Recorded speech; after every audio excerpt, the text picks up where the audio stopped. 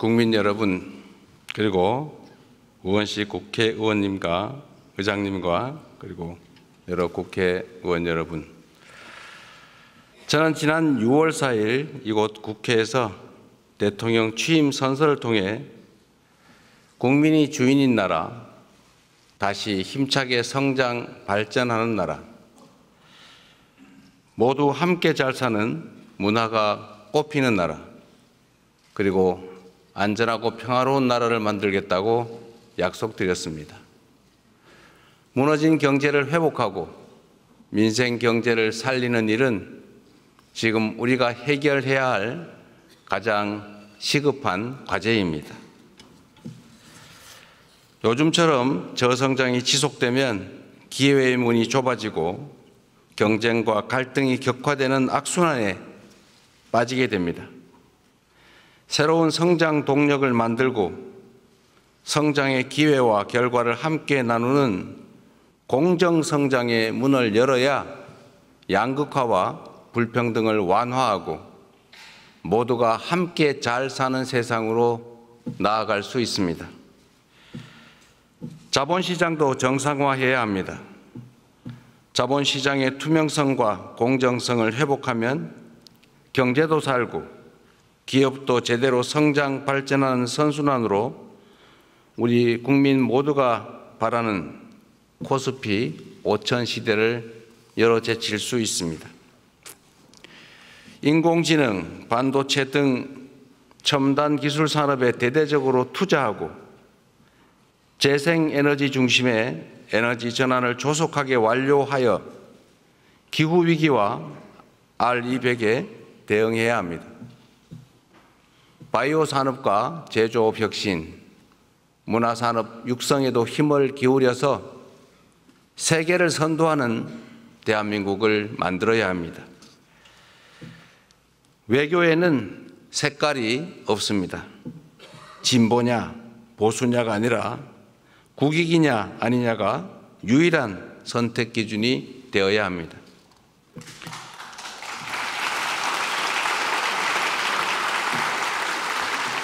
감사합니다.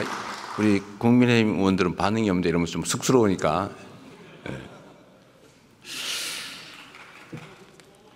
국익 중심의 실용 외교로 통상과 공급망 문제를 비롯한 국제 질서 변화에 슬기롭게 대응해야 합니다. 한반도의 평화와 안정을 확보하는 일도 더없이 중요한 일입니다. 평화가 밥이고 평화가 곧 경제입니다. 평화가 경제 성장을 이끌어내고 경제가 다시 평화를 강화하는 선순환을 통해 국민의 일상이 흔들리지 않는 나라를 꼭 만들겠습니다.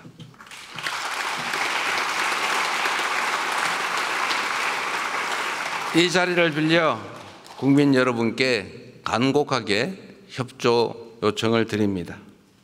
새로운 나라, 진짜 대한민국을 만드는 일은 대통령 혼자 또는 특정한 소수가 할 수 있는 일이 아닙니다.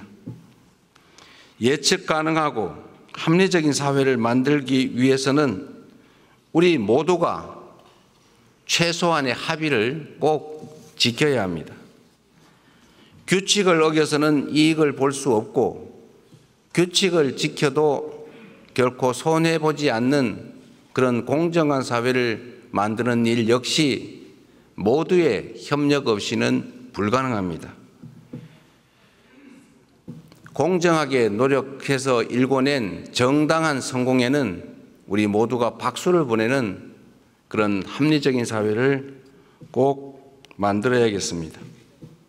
기득권과 특권, 세치기와 편법으로 움직이는 나라가 아니라 공정의 토대 위에 모두가 질서를 지키는 상식적이고 합리적인 사회로 나아가야 하는 것입니다.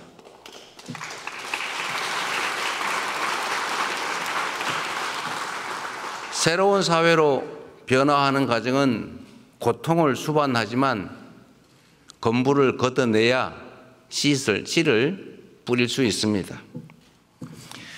하나된 힘으로 숱한 국난을 극복해온 위대한 우리 대한 국민들의 저력이라면 어떤 어려움도 능히 이겨낼 수 있다고 확신합니다. 작은 차이를 인정하고 포용하면 새롭게 출발할 수 있습니다. 짧은 기간이지만 이미 많은 것들이 회복되고 정상화되고 있습니다. 이제 한 걸음 더 나아갑시다. 우리는 할 수 있다는 것을 국민들께 보여줍시다.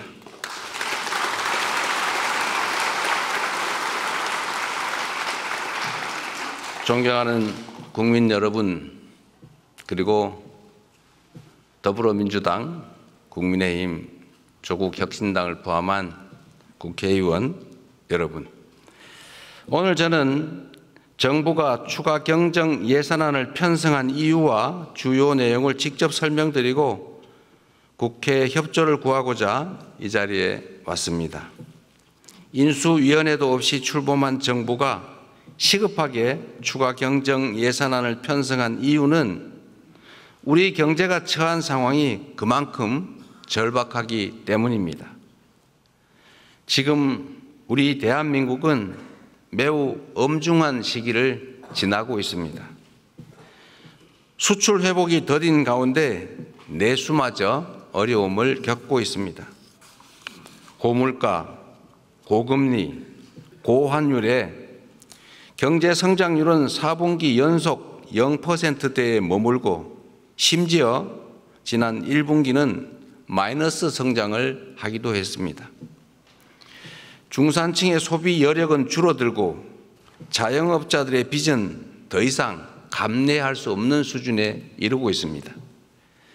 세부 경제 지표를 살펴보면 민생의 어려움이 더욱 여실히 드러납니다. 올 초까지 소비, 투자 심리 모두 악화 일로입니다. 올해 1분기 정부 소비, 민간 소비, 설비 투자, 건설 투자가 모두 역성장했습니다. 즉 줄어들었다는 뜻입니다. 구직을 단념한 청년들의 숫자는 역대 최고 수준을 기록합니다. 폐업한 자영업자 수도 연간 100만 명입니다. 취약계층의 가계대출 연체율은 또 급등하고 있습니다. 가계만의 문제가 아니라 금융의 취약성까지 드러내고 있습니다. 코로나 팬데믹도 견뎌낸 우리 경제가 지난 3년간 너무 심각한 위기로 빠져들었습니다. 특히 지난 12.3 불법 비상계엄은 가뜩이나 침체된 내수 경기에 치명타를 가했습니다. 미국발 관세 충격부터 최근의 이스라엘, 이란 전쟁까지 급변하는 국제 정세는 한치 앞을 예측하기 어렵습니다. 그래서 지금은 경제가 다시 뛸 수 있도록 정부가 나설 때입니다. 경제 위기에 정부가 손을 놓고 긴축만을 고집하는 것은 무책임한 방관이자 정부의 존재 이유를 스스로 부정하는 일일 수도 있습니다. 정부의 가장 큰 책무는 바로 국민의 삶을 지키는 일 아니겠습니까?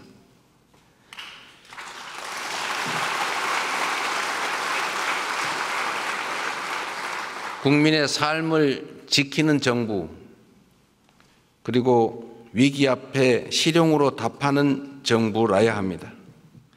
이념과 구호가 아니라 경제와 민생을 살리는 실천이 바로 새 정부가 나아갈 방향입니다.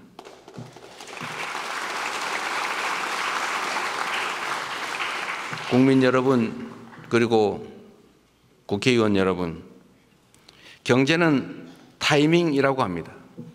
지금이 바로 그 타이밍으로 생각됩니다. 저는 취임 첫날 첫 행정지시로 비상경제점검 TF를 구성하고 경기 침체 극복과 민생 회복을 위해서 30조 5천억 원 규모의 추가 경정 예산안을 편성했습니다. 신속한 추경 편성과 속도감 있는 집행으로 우리 경제, 특히 내수 시장에 활력을 불어넣는 것이 중요하다고 판단했습니다. 경기 회복의 골든타임을 놓치지 않도록 국회에 적극적인 협조를 부탁드리면서 추가 경정 예산안 세부 내용을 설명드리겠습니다.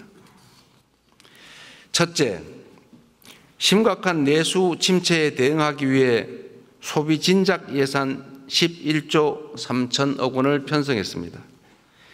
약 13조 원 규모의 민생 회복 소비 쿠폰을 편성해서 소비 여력을 보강하고 내수 시장 활성화를 지원하려고 합니다.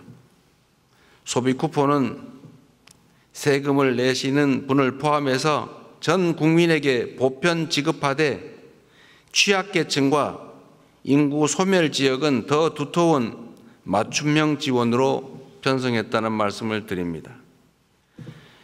모든 국민들은 1인당 15만 원씩을 받으시되 형편과 지역에 따라 최대 52만 원까지 지원하게 됩니다. 지역 경제에 숨을 불어넣기 위해 지역사랑 상품권에 6천억 원 국비를 추가 투입해서 할인율을 인상하고 발행 규모를 8조 원 추가로 확대했다는 말씀을 드립니다.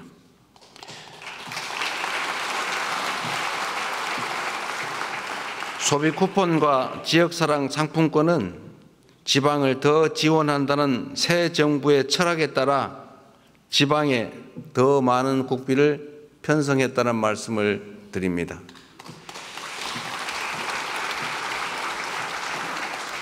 둘째, 경기 활성화를 위한 투자 촉진 예산 3조 9천억 원을 편성했습니다. 철도, 도로, 항만 등 집행 가능한 SOC에 조기 투자하고 침체된 부동산 PF 시장에 총 5조 4천억 원의 유동성을 공급하는 등 건설 경기를 살리기 위한 예산을 담았습니다. AI와 신재생 에너지 관련 투자를 확대하고 벤처 중소기업 모태펀드 출자 등 1조 3천억 원의 자금 지원으로 대한민국 성장 동력을 되살리고자 했다는 말씀을 드립니다.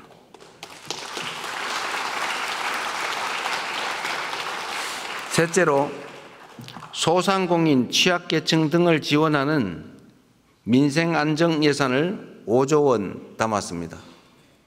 같은 경제 위기 상황이라도 고통의 무게는 같지 않습니다. 코로나 팬데믹 위기부터 12.3 불법 비상계엄까지 극심한 고통을 겪고 계신 소상공인, 자영업자, 취약계층을 위한 특단의 대책이 필요합니다. 새 정부는 빚을 갚을 여력이 없는 취약차주 113만 명의 장기 연체 채권을 소각하겠습니다. 7년 이상 연체된 5천만 원 이하 채무를 정리해서 사실상 파산 상태로 상환 능력을 상실한 분들이 다시 정상적인 경제 활동에 복귀할 수 있는 기회를 부여해 드리려고 합니다. 성실하게 상환 중인 소상공인 여러분들에게는 분할 상환 기간을 확대하고 이자를 추가 감면할 것입니다. 폐업 소상공인의 재기 지원을 위해서 폐업 지원금도 인상합니다.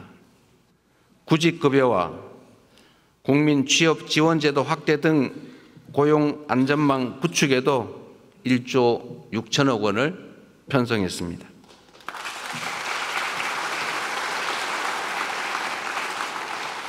넷째, 10조 3천억 원 규모의 세입 경정을 추진해서 재정 정상화의 시작을 알리겠습니다. 이번 추경안에는 세입 경정을 반영했습니다. 재정 안정성과 국회의 예산 심의 확정권을 존중하기 위한 것이라는 점을 말씀드립니다. 2023년과 24년 이 두 해 동안 도합 80조 원 이상의 세수 결손이 발생했습니다. 그리고 올해도 상당한 수준의 세수 결손이 예측됩니다. 만약 세수 결손을 방치할 경우에 정부는 연말에 예산을 대규모 불용 처리할 수밖에 없게 됩니다. 이렇게 되면 정부가 예산을 계획만큼 지출하지 못할 뿐 아니라 지방 재정 지원도 줄어들게 됩니다. 이는 사실상의 긴축 재정 운용으로 민생과 경기 회복의 걸림돌이 될 수밖에 없습니다. 새 정부는 변칙과 편법이 아닌 투명하고 책임 있는 재정 정책을 펼치려고 합니다. 추경안에 세입 경정을 반영해서 이미 편성한 예산이라 해도 필요한 사업만을 적재적소에 집행하려 하는 것입니다.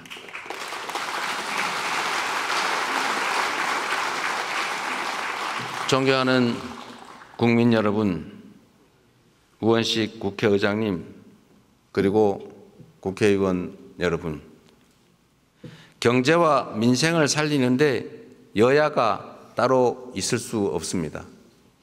이번 추가 경정 예산안은 경제위기 가뭄 해소를 위한 마중물이자 경제 회복을 위한 최소한의 조치입니다. 정부가 추경안에 담지 못한 내용이 있다면 국회 예산 심의 과정에서 주저하지 마시고 의견을 내주시기 바랍니다.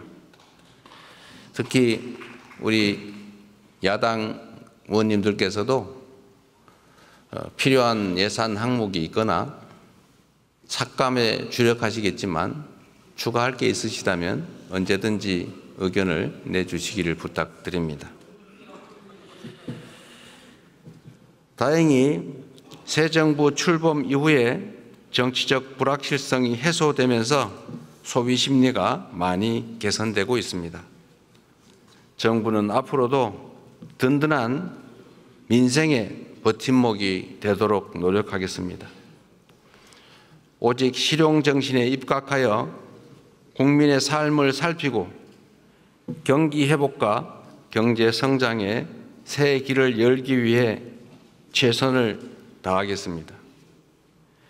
대한민국 경제의 활력을 되찾고 국민이 행복한 나라를 만드는 데에 국회가 적극 협조해 주시기를 부탁드리면서 우리 국민의힘 의원님들 어려운 자리 함께해 주신 점에 대해서 진심으로 감사하게 생각합니다.